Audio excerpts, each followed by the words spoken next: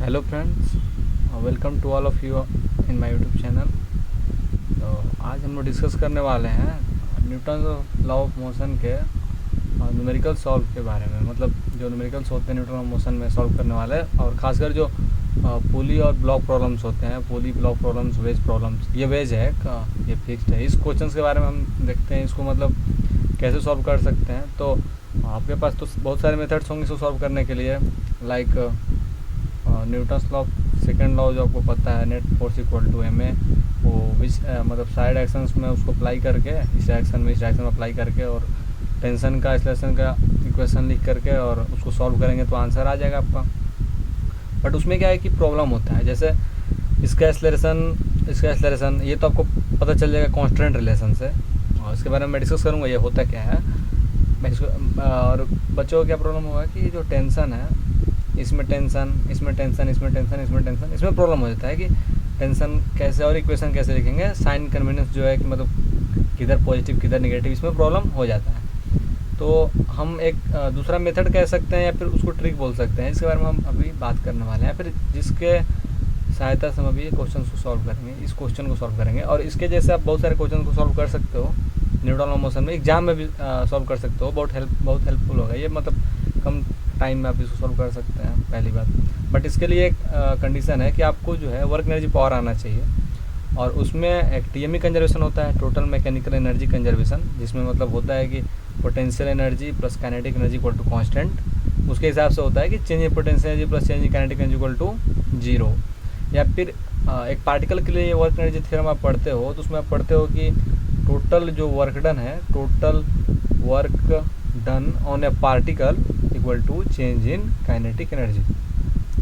तो आपको ये बात पता होना चाहिए कि जो न्यूटन लॉ मोशन में हम लोग पढ़ते हैं ब्लॉक्स, इनको हम एक पार्टिकल के हिसाब से मानते हैं। इनका जो है हम ये मेजर करके नहीं बनाते हैं कि इतना इसका हाइट है या विड्थ है। इसको हम लोग पढ़ते हैं रोटेशन में, हाइट और इसका विड्थ कैसे है, वो बाद का चीज़ है। बाकी न्यूटन लॉ मोशन में एक पार्टिकल इसको मानते हैं। तो इस क्वेश्चन में हमको क्या निकालना है, इस क्वेश्चन में हमको निकालना है इसका एक्सेलरेशन और इसका एक्सेलरेशन, ठीक है, ये निकालना है। अच्छा, ये तो आपको पता होगा कि ये जो पता नहीं होगा तो मतलब बता दे रहा हूँ कि ये जो पुली है मासलेस है, और ये जो रोप है ये इनएक्सटेंसिबल है, आइडल है, मतलब इसका मास नहीं है और इसको हम खींच के लंबा नहीं कर सकते। इसमें इलास्टिसिटी मतलब इसमें वो सब फैक्टर नहीं है जो एक नेचुरल लाइफ में होता है, फिर ये सब इसमें नहीं है। तो इसमें एक आइडियल पुली बोलते हैं इसको, आइडियल पुली प्लस थ्रेड बोलेंगे इसमें, बिकॉज इसके चलते थ्रेड पे ना कोई फोर्स लगेगा ना ही कोई पुली पे फोर्स लगेगा, तो ये सब कंसिडर करते ही नहीं है। ये सब चीज़ मतलब बताने का कोई मतलब नहीं बनता है यहाँ पे, बिकॉज जो इस क्वेश्चन को सॉल्व करने जाएगा ये सब पहले वो पढ़ के रखा ही होगा। और इस क्वेश्चन में तो और भी मतलब खास कंडीशन है कि आपको वर्क एनर्जी थ्योरम आना चाहिए। तो देखते हैं कि इससे इसको कैसे हम सॉल्व कर सकते हैं, ये देखते हैं। तो इसको बनाने के लिए सबसे पहले तो ये समझिए कि सारे जो सरफेस स्मूथ हैं, ठीक है, ये तो होना ही चाहिए। तो क्या मानते हैं कि ये जो ब्लॉक है ये एच हाइट नीचे आता है, ठीक है। तो आप कांस्टेंट रिलेशन जिसका मैं बात कर रहा था पीछे, जो कांस्टेंट रिलेशन है ये काइनेमेटिक्स के लास्ट टॉपिक में जो रिलेटिव मोशन है उसके बाद पढ़ते हैं, या फिर उसके साथ भी पढ़ते हैं, या फिर कहीं पे भी न्यूटन लॉ मोशन आप पढ़िएगा तो उसमें आपको पहले ये बताया जाता है, बिकॉज इसके हेल्प से ही आप सॉल्व कर पाएंगे प्रॉब्लम्स, अन्यथा नहीं कर पाएंगे। और ये मतलब नेचुरल चीज़ है जिसको आप समझ सकते हो, मतलब अपने आंखों से देख के आइडियलाइज करके फिल्म टाइप में समझ सकते हैं। जैसे कि इसको अगर हम एच हाइट नीचे ले जाएंगे तो ये जो थ्रेड है ये तो रेस्ट में है, ये एच हाइट नीचे आएगा तो ये h/2 नीचे आएगा, ठीक है। इसके बारे में मैं डिटेल डिस्कस नहीं करूँगा, बिकॉज ये आपको पता होना ही चाहिए, तभी तो आप ये सॉल्व करने आए हो। और ये h/2 और ये फिर रेस्ट में है तो फिर ये हो जाएगा h/4, मतलब हाफ से घटता है अगर एक रेस्ट में है तो ये h/4 डिस्टेंस जाएगा, मतलब ये जो है ऊपर की ओर इस डायरेक्शन में इंक्लिनेशन के अलॉन्ग में h/4 डायरेक्शन जाएगा। तो आपको पता है कि मतलब जो हाइट है उसके हिसाब से वेलोसिटी होता है और उसी के हिसाब से एक्सेलरेशन होता है। तो मान लीजिए इसका वेलोसिटी अगर v होगा तो इसका वेलोसिटी कितना होगा, v/4, और एक्सेलरेशन समझ में आ ही रहा है कि a/4 हो जाएगा, ऑब्वियसली है। तो लिखते हैं वर्क एनर्जी थ्योरम, ठीक है। तो यहाँ पर वर्क तो और कोई कर नहीं रहा है, तो टेंशन का ओवरऑल वर्क 0 होता है, ये आपको मतलब पता होना चाहिए। और ये तो पढ़ते ही हैं फर्स्ट में कि टेंशन का टोटल वर्क 0 होता है, बिकॉज यहाँ पे जो टेंशन लगेगा वो यहाँ पे टेंशन लगेगा, मतलब टेंशन का कोई इसमें लफड़ा नहीं है, बिकॉज उसी के चलते तो हम इस मेथड को मतलब लाए हैं कि ताकि आप आसानी से कर सकें विदाउट कन्फ्यूजन। तो आपको कन्फ्यूज नहीं होना है, किसी का वर्क नहीं लिखना है, बस ये देखना है कि ग्रेविटेशनल वर्क हो रहा है नहीं इसमें, ठीक है। तो ग्रेविटेशनल वर्क देखिए, ये मास कर रहा है और ये मास कर रहा है, तो ये मास नीचे आ रहा है हाइट से, तो इसका जो वर्क हो जाएगा mgh, ठीक है। ये जो मास है 2m मास, ये h/4 जा रहा है इंक्लाइन के अलॉन्ग, तो ये वर्टिकली कितना जाएगा, ये एंगल 90 माइनस थीटा हो जाएगा, ठीक है, बिकॉज ये जो है थीटा है, यहाँ पर देख सकते हैं। तो ये वर्टिकल वाला कंपोनेंट इसका हो जाएगा h/4 साइन थीटा, तो ये माइनस में होगा बिकॉज ये ऊपर जा रहा है, ग्रेविटी के अपोजिट में वर्क कर रहा है। तो 2mg साइन थीटा h/4, ठीक है, ये वर्क हो गया टोटल। मतलब ये मान के चल रहा हूँ कि इसमें मैं बहुत अच्छे से डिटेल से नहीं बता रहा हूँ कि कैसे हो रहा है, बिकॉज वर्क डन आपको आना चाहिए। मैं तो पहले ही बोला हूँ, वर्क डन और चेंज इन काइनेटिक एनर्जी आपको, ये जो फंडा है आपको आना चाहिए।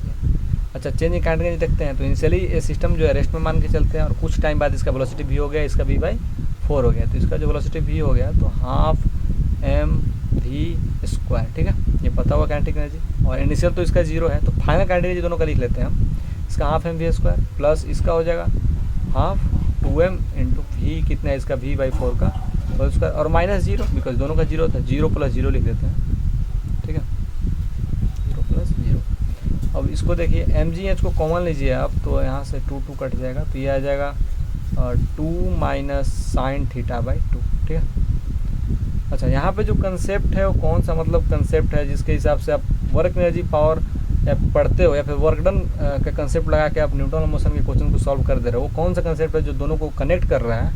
तो यहाँ पर एक कंसेप्ट मैं बताना चाहूँगा, काइनेमेटिक्स का एक कंसेप्ट है, सिंपल कंसेप्ट है।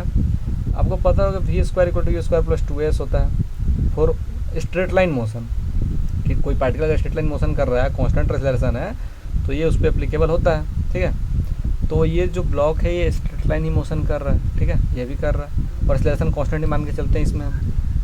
तो इसका फाइनल वेलोसिटी v है, इनिशियल 0 है, ठीक है, 2, और ये हमको पता नहीं, ठीक है, ये तो निकालना है, और इसका s कितना है h। तो जहाँ जहाँ v² है वहाँ 2ah रख देंगे, ठीक है। तो mv² को पहले कॉमन लेते हैं, ठीक है, और v² की जगह पर क्या रखेंगे हम 2ah, mv² कॉमन आ गया मेरा, कन्फ्यूज नहीं होइएगा इसमें।